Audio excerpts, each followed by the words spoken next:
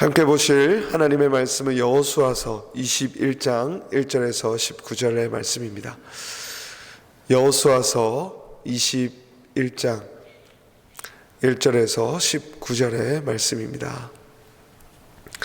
오늘 우리에게 주신 말씀을 우리 한 목소리로 읽겠습니다.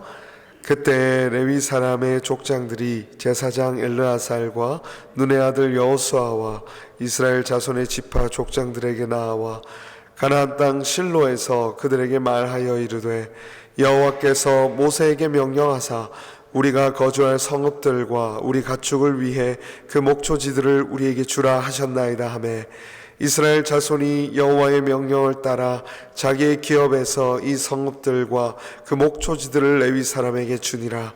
그앗 가족을 위하여 제비를 뽑았는데 레위 사람 중 제사장 아론의 자손들은 유다 지파와 시므온 지파와 베냐민 지파 중에서 제비 뽑은 대로 13 성읍을 받았고 그앗 자손들 중에 남은 자는 에브라임 지파의 가족과 단 지파와 므낫세 반 지파 중에서 제비 뽑은 대로 10 성읍을 받았으며 게르손 자손들은 이사갈 지파의 가족들과 아셀 지파와 납달리 지파와 바산에 있는 므낫세 반 지파 중에서 제비 뽑은 대로 13 성읍을 받았더라. 므라리 자손들은 그 가족대로 르우벤 지파와 갓 지파와 스불론 지파 중에서 12 성읍을 받았더라. 여호와께서 모세에게 명령하신 대로 이스라엘 자손이 제비 뽑아 레위 사람에게 준 성읍들과 그 목초지들이 이러하니라. 유다 자손의 지파와 시므온 자손의 지파 중에서는 이 아래에 기명한 성읍들을 주었는데 레위 자손 중 그앗 자손 가족들에게 속한 아론 자손이 첫째로 제비 뽑혔으므로 아낙의 아버지 아르바의 성읍 유다 산지 기럇 아르바 곧 헤브론과 그 주위의 목초지를 그들에게 주었고 그 성읍의 밭과 그 촌락들은 여분네 아들 갈렙에게 주어 소유가 되게 하였더라. 제사장 아론의 자손에게 준 것은 살인자의 도피성 헤브론과 그 목초지요 또 림나와 그 목초지와 얏딜과 그 목초지와 에스드모아와 그 목초지와 홀론과 그 목초지와 드빌과 그 목초지와 아인과 그 목초지와 유다와 그 목초지와 베세메스와 그 목초지이니 이 두 지파에서 앞성읍을 냈고 또 베냐민 지파 중에서는 기브온과 그 목초지와 게바와 그 목초지와 아나돗과 그 목초지와 알론과 그 목초지 곧 네 성읍을 냈으니 제사장 아론 자손의 성읍은 모두 13 성읍과 그 목초지들이었더라. 아멘.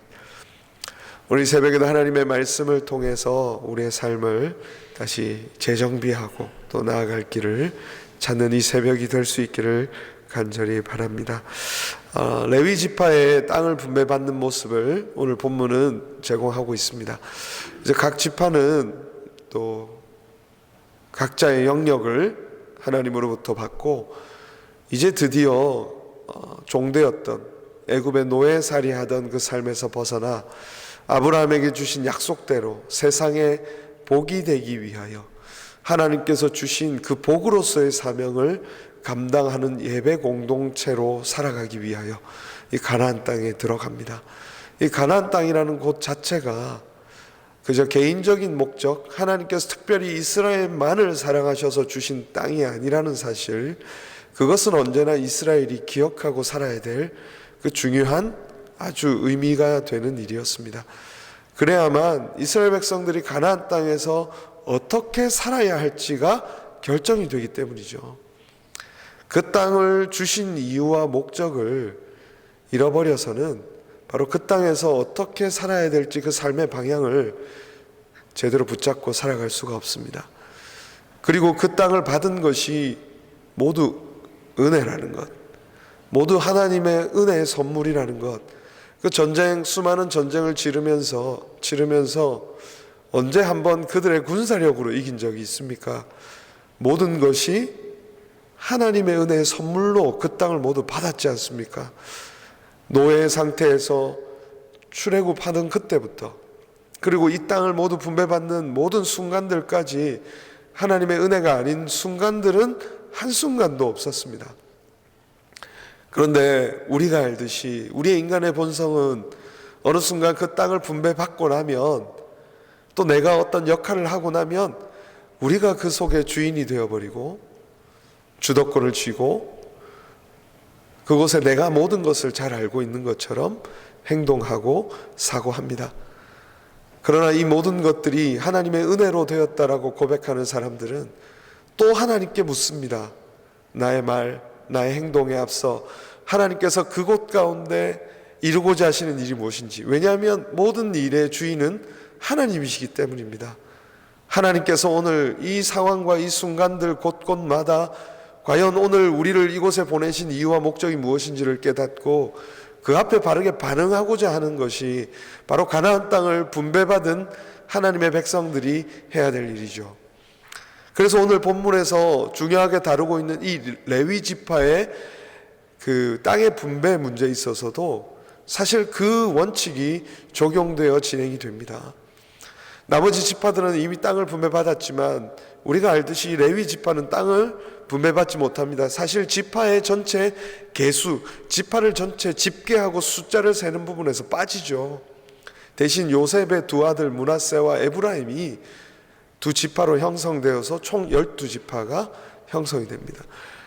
그 가운데 레위 지파들이 각 지파로 들어가게 되는 하나님의 계획이 있었고, 그 계획을 이제 오늘 땅이 분배받은 뒤에 얘기를 하기 시작하는 것이죠. 실로라는 곳에 이제 그 성막을 두고 그곳에서 함께 예배하였는데, 그곳에서 레위 지파는 이제 하나님의 계획대로 각 지파 중에서 자기들을 위한 지파의 땅을 달라고 당당하게 요구합니다. 왜냐하면 그것은 하나님의 계획이었고 하나님의 의도였고 하나님의 선물이었기 때문이죠. 그 가운데 만약에 기존 지파들이 땅을 분배받았는데 그 땅을 주지 않겠다라고 나섰다면 어떤 일이 벌어졌을까요? 이제 11월가 시작되는 것입니다. 내전이 시작되고 그 가운데 또 가족들 간의 피부림이 시작되는 것이지만, 오히려 그런 자기 주권과 주장 의지를 내려놓고 하나님의 명령과 계획 앞에서 레위 지파들을 위한 자신의 지분들, 자신의 땅을 내어놓기 시작합니다. 그곳에서 어떠한 불평과 원망도 오늘 본문은 기록하지 않고 있다는 것은 참으로 복되고 감사한 순간들이죠. 이 모든 원리가 바로 하나님이 주인이시고 우리가 받은 것이 지금 은혜라고 하는 그 구원받은 백성들의 은혜의 감격의 원리가 진행될 때만 가능한 일입니다. 그렇지 않는다면 우리가 알듯 인간 세상에서는 바로 우리의 욕심을 따라 살아가며 서로 그 욕심이 충돌하는 현장을 얼마든지 볼 수 있게 되기 때문이지요.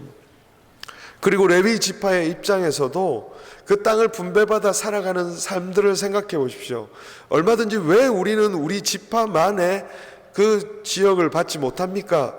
라고 어느 순간 자신들이 왜 그렇게 될 수밖에 없었는지에 대한 이유를 잃어버린 채, 사실 레위 지파도 은혜가 없이는 하나님의 백성으로 쓰임받을 수 없는 자들인데, 근데 어느 순간 그런 자기들의 어떤 은혜로 여기까지 왔는지를 잃어버린 채 왜 우리는 우리만의 지파가 없습니까?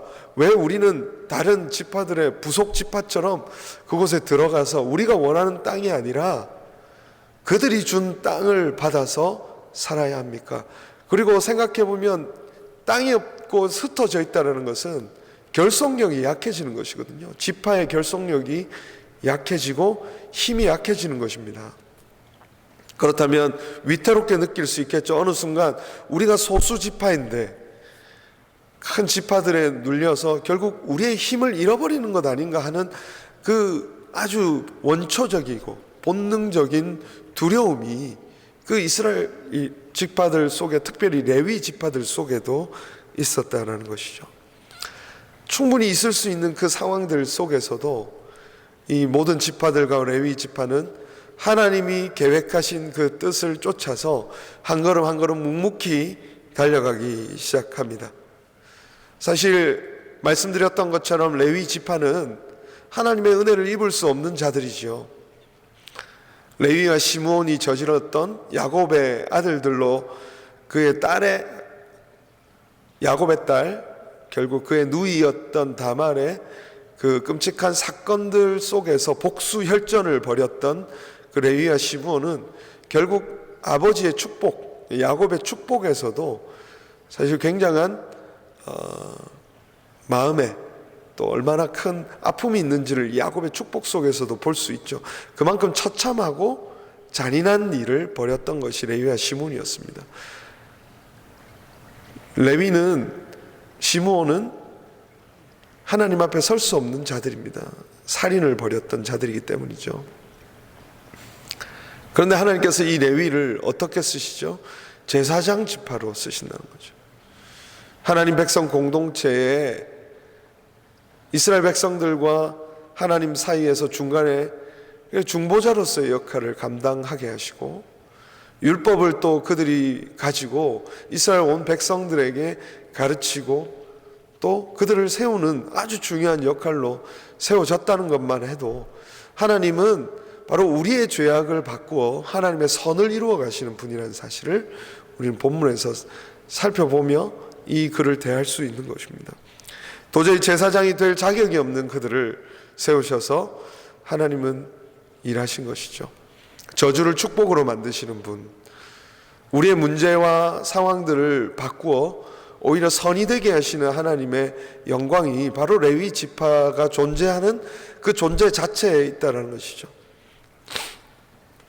그들은 바로 그러한 것들을 가지고 이제 이스라엘에 분배받은 그 땅 곳곳으로 들어가는 것입니다. 마치 이거는 오늘날 우리의 신자들의 모습과도 같은 거예요. 오늘 성도들은 하나님 앞에 하나님의 백성으로 불림을 받을 수 없는 모습입니다.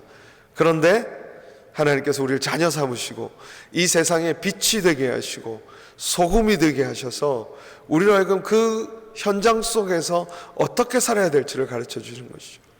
레위 지파가 들어가서 이제 각 지파의 중간에서 해야 될 일이 바로 그것입니다. 우리는 하나님의 은혜로 들어왔다라는 사실을 늘 기억하며 살아갈 수 있도록 만들어주는 존재가 바로 레위 지파의 존재의 목적입니다. 그리고 그곳에서 하나님의 율법을 늘 강론하며 가르치며 세워가는 것이 또한 그들의 목적이죠. 우리도 저 교회가 저 산 속에 있지 않습니다. 절은 산에 있죠. 그러나 교회는 저 사이프러스 산, 도그 마운틴 그런 곳의 한 중턱에 우리 교회를 짓지 않고 이 샤닛이라는 곳 한 중간에, 밴쿠버 웨스트 지역의 한 중간에 우리 교회가 있다는 것도 우리가 이 세상에 분명한 사명이 있다는 것을 말해주는 것이죠. 그러면서 우리가 하나님을 신뢰하며 살아가는 사람들의 삶이 무엇인지를 보여주는 삶이 바로 하나님의 백성들의 삶입니다.